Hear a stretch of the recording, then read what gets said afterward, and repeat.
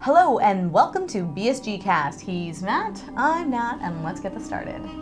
Okay, well, this week we had a very interesting episode, but unfortunately it had two trailers that made us think we were going to have two stories. Two storylines. And unfortunately, there was once upon a time two stories, but Ronald D. Moore and gang decided it should be cut because it was too much for a later episode.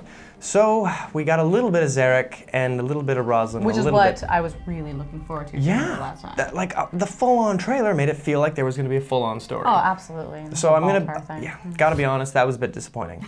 But what we got of Helo was very interesting. I loved it personally. It was a good episode about ethical issues. Right, the ethical issues, specifically regarding medicine and religious beliefs. Religious beliefs. Or I guess in this case, cultural beliefs, because it really wasn't a religious thing. The Geminis are always considered the religious ones, but the Sagittarians were more like cultural. Well, their beliefs. Yeah, it was interesting. Yeah. And it was nice not to see the love square, really. There was that one little look of death that Starbuck tossed them. But hey, that's what happens when your boyfriend doesn't live on the ship. Yeah, but then they were all cheery and they were buddy-buddy at the beginning. At the beginning. I'm just going to rack that up to her being a psycho. So that all makes sense.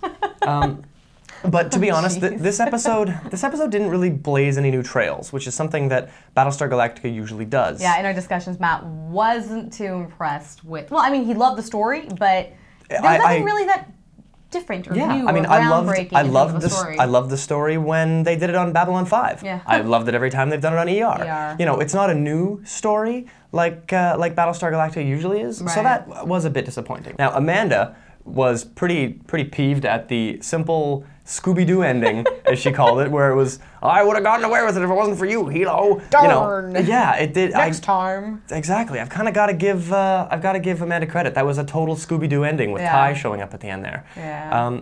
Saving the day, yeah, of course. You know, and on your Gata watch this week? Oh, Gata. Well, good thing he wasn't getting any pens this weekend. Yeah, nobody stabbed in the throat today. He was kind of Although moping. he looked pretty rough in that bar. He did look pretty rough. Poor guy. So, in this week, we did get a little bit of Head Baltar, which is exciting. Side note, he looked fantastic. Excellent. Side Baltar was cleaned up. It's a good thing James Callis can grow a beard like nobody's business. Yeah, that's insane. Because they can now just keep using Head Baltar anytime they want because he can grow a beard like in like 24 hours. Yeah, it's amazing. So thank you, James Callis, for having a grizzly face.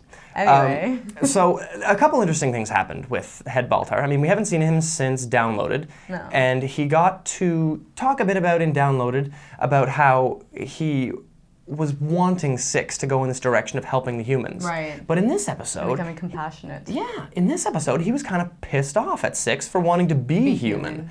So there's a fine line that Head Baltar seems to be walking her down. But there's like pretty good symmetry here with the fact that Six wants to be human even though she's a Cylon. And it seems that Baltar has wanted so badly to be a Cylon because all his sins forgiven, you know? Yeah. Oh, and a hilarious part with, I guess, Six is the fact that it was pretty nice to see Six get caught, making out with Baltar, well, with Air, I guess, from Roslin's point of view, and there was no real excuse for her bizarre behavior. Like every time Baltar gets caught doing something ridiculous, like when Starbuck walked in on him with his pants down in the lab, that was hilarious. But he was like, "Oh, I'm just doing exercises." You know, he had his excuse for why he was doing it. Yeah, but you know, you just see it from Roslyn's perspective, and Six is just sitting there making out with the Air. And yeah, it was hilarious.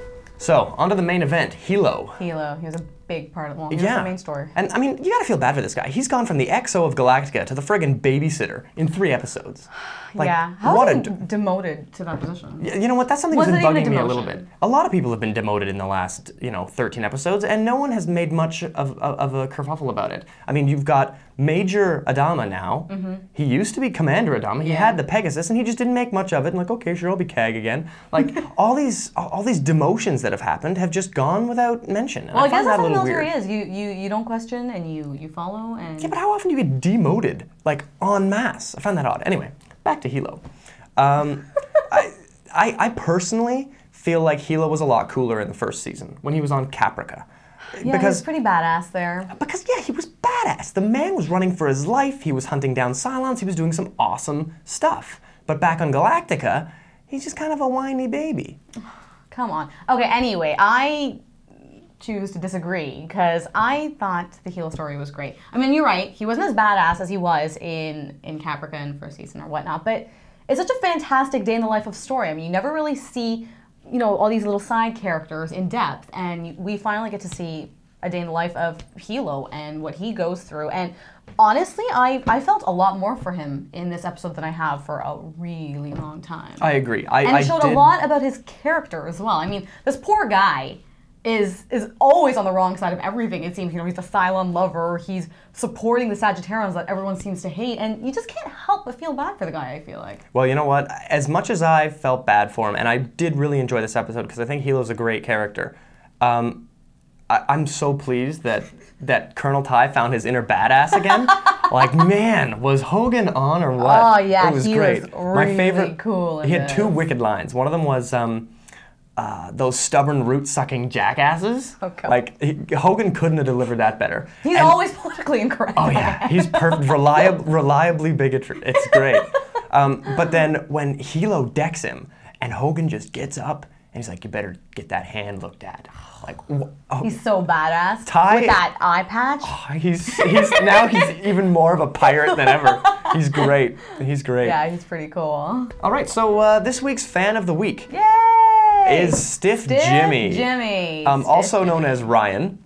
Stiff Jimmy is an interesting fan of the week because this man has not only come to enjoy Battlestar Galactica, but he's made a Battlestar of his own. Yeah, he's writing his own fan fiction about Battlestar Prometheus. Now, this is a really cool story. It takes place 18 months before the attack, and it includes Gaius Baltar, it includes President Adar, which I'm a big fan of Colin Feore and his role as President Adar, so I always imagine Colin Feore in this role, so it's awesome. Yeah, it's very, very interesting. It's the idea of a prelude to the attack, what was happening before that, and Adar basically sends out a small fleet to go find Earth.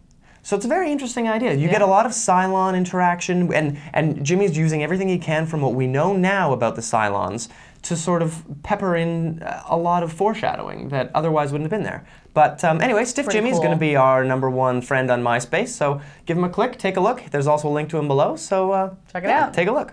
So next week's episode looks kind of interesting. Day in the life. Now, maybe I'm just a big Beatles fan, I don't know. But this episode that we just saw had Dr. Robert. The next episode's called Day in the Life. It's like we've got the Beatles discography on shuffle here. It's very strange. Maybe they're huge Beatles But fans. yeah, the trailer looks interesting. I think the idea of Callie and the Chief getting another day stuck, in the life of type of episode where we're focusing in on other side characters. I think it's going to be really cool. Yeah, I think so too. But the thing I find interesting is that there's only 1 trailer for this week's episode, but there are definitely 2 stories. Because if you check out David Icke's blog, I'm not going to spoil anything here, but if you check out David Icke's blog, on the website, we see Adama having some serious flashbacks to his life before, well, everything that we know. So I'm not sure how it's going to be intercut, but Battlestar Galactica is always at its best when it's multiple stories intercut well. I mean, that is when the show is firing on all cylinders. We don't get screwed over again with 1 story. Yeah, with the tease of another one. Yeah, so this way at least there's 1 trailer, and hopefully one story will be added to by a 2nd story instead of us being disappointed. Although I admit, by I'm going to only be bummed that we're not going to get more about this Baltar and Zarek being absolutely terrified about the idea of a trial.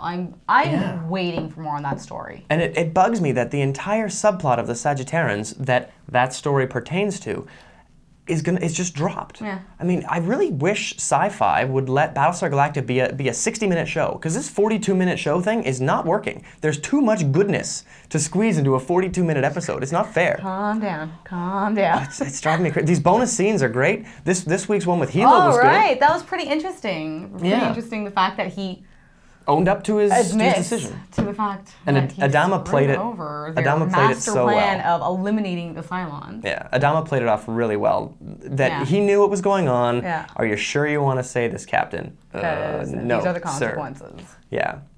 All around, I'd say this was a solid episode. I've heard a lot of people sort of slag on it, and I think that's because of the expectations that were set. You don't show a trailer with head Baltar and then only show that much head Baltar in the entire episode. One scene. Yeah. So, I can see how that would be an issue. But overall, good episode. Helo, Tamo Pennicott is a great actor. It's awesome to see him. It was really good to see more of him. All around, good episode. I really appreciated that. Solid. Well, thanks, Matt. Thank you, Nat. See you next week.